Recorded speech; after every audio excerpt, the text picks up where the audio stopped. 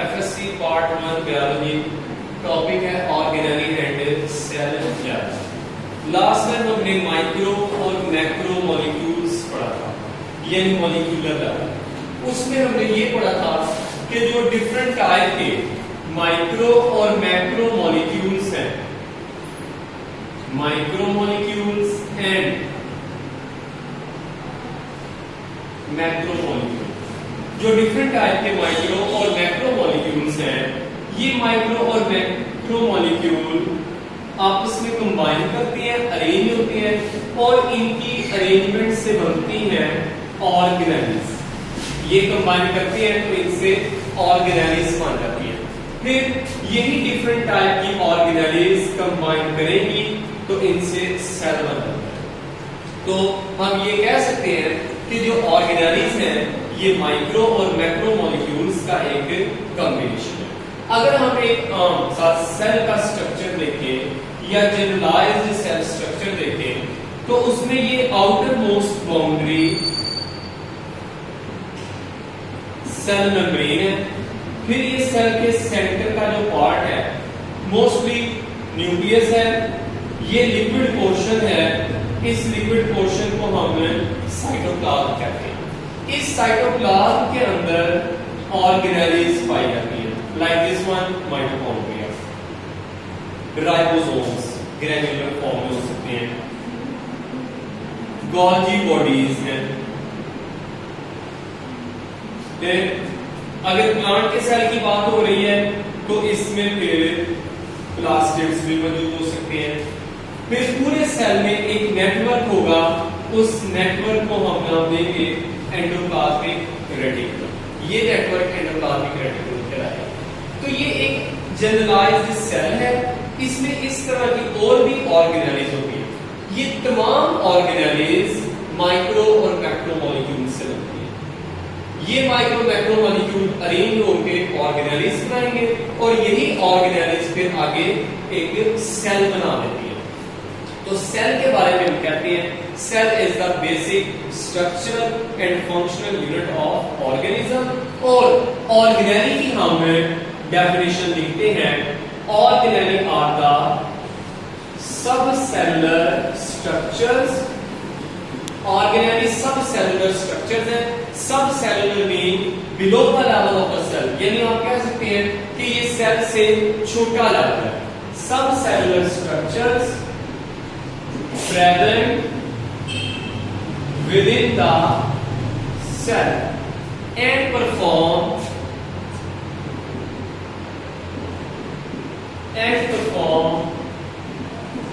specific function. For example, like this organelle mitochondria. This organelle help in the synthesis of ATP, energy production. Plastids help in photosynthesis, food preparation. Golgi bodies involved in secretions. So ये organelle है, हर organelle का एक particular function. जैसे mitochondria ने अगर ATP production की है तो गोल्गी बॉडी एटीपी प्रोडक्शन नहीं कर सकती। गोल्गी बॉडी ने सिक्रीशंस बनाई हैं तो प्लास्टिड सिक्रीशंस नहीं बना सकती। इसी चीज को हमने कहा एंड परफॉर्म स्पेसिफिक फंक्शन, यानी ऑर्गेनेली एक पर्टिकुलर फंक्शन परफॉर्म कर रही है। तो जब सेल के अंदर ये ऑर्गेनेल्स बन गई, अब इन ऑर्गेनेल्स की क्या इंपॉर्टेंस है? Formation of these organelle speaks about the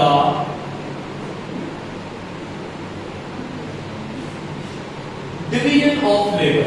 Formation of these organelle speaks about the division of labor inside the cell. एक सेल जो डिफरेंट फंक्शन परफॉर्म कर रहा है, असल में वो इस ऑर्गेनेली, इस सेल के अंदर जो ऑर्गेनेल्स हैं ये फंक्शन परफॉर्म करती है। जैसे ये सेल है, इसको एनर्जी चाहिए तो एनर्जी का काम माइटोकॉन्ड्रिया के पास है। इस सेल को अगर कोई सिक्रीशन चाहिए तो ये काम गोल्गी बॉडी के पास है। इस तरह सेल ने अपने वर्क डिवाइड कर दिया है अपने अंदर, ठीक है, और ये काम किया है ऑर्गेनेल्स ने। सो कहती है formation of organelle speaks about the tells us about the division of labor.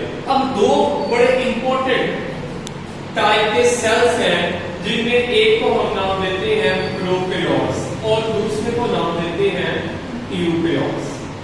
अगर हम इन ऑर्गेनेली की बेस पे प्रोकैरियोट और यूकैरियोट्स को देखें ऑर्गेनेली की बेस पे, तो प्रोकैरियोटिक सेल जो है, this cell have limited number of organelles, whereas eukaryotic cell have many organelles.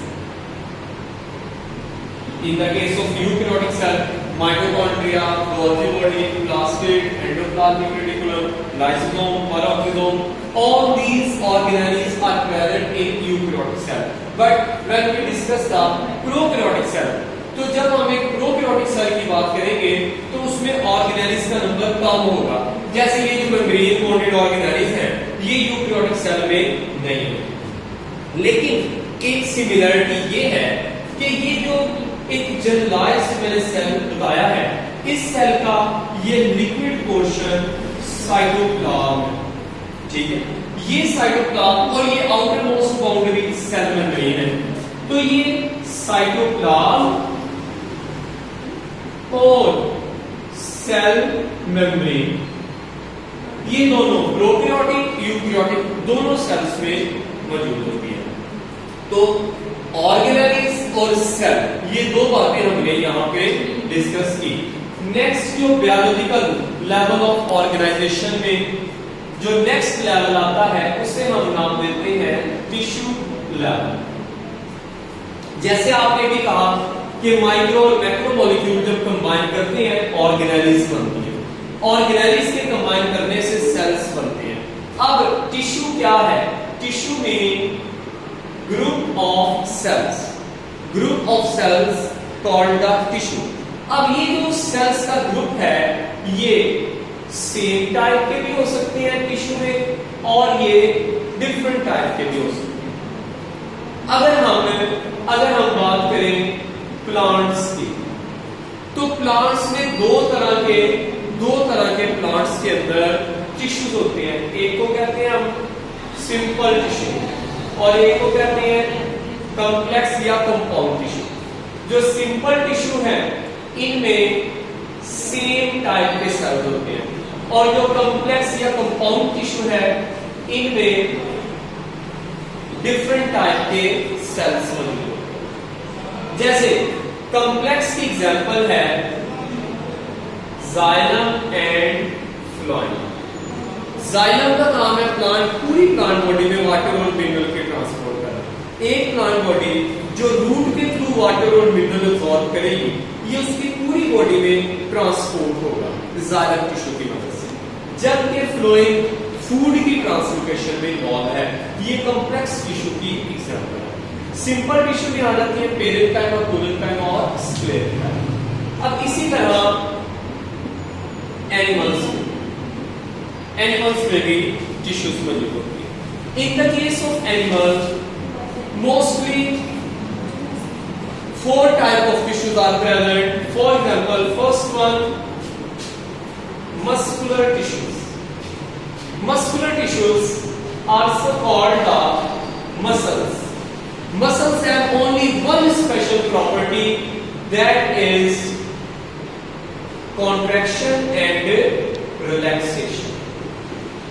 जब ये मसल कॉन्ट्रैक्ट रिलैक्स करेगा तो इसके नतीजे में बॉडी की मूवमेंट या लोकोमोशन होगी, बॉडी की मूवमेंट या लोकोमोशन होगी, ठीक है। तो इसी तरह अगर हम सेकंड एग्जांपल देखें एनिमल्स में टिश्यूज की, वो है हमारे पास glandular tissues. Glandular tissues also called the glands. Main function of glandular tissue is secretion of hormones. Secretion of hormones. Hormones के अलावा कुछ ग्लैंड्स एक्सोक्राइन्स भी हैं, ठीक है, वो पैंक्रियाटिक जूस या सलाइवा रिलीज करते हैं। इसी तरह थर्ड एग्जांपल है एनिमल में नर्वस टिश्यू। नर्वस टिश्यू ये मिलके बनती है न्यूरॉन्स से। ये न्यूरॉन्स, इनका काम है transmit the message in whole body. ये बॉडी में मैसेज को ट्रांसमिट भी करते हैं, इन्वायरमेंटल स्टिमुलस को रिसीव करते हैं, बॉडी में ब्रेन तक भेजते हैं और उसके लिए फिर आगे एक पर्टिकुलर रिस्पॉन्स शोन है। उस रिस्पॉन्स के लिए ये मैसेज को फिर आगे इफेक्टर्स तक भी भेजते हैं। तो ये एनिमल्स में डिफरेंट टाइप की टिश्यूज थी। तो मैं टिश्यू की डेफिनेशन रिपीट कर देता हूं। Tissue mean group of same और different type of cell which perform specific function।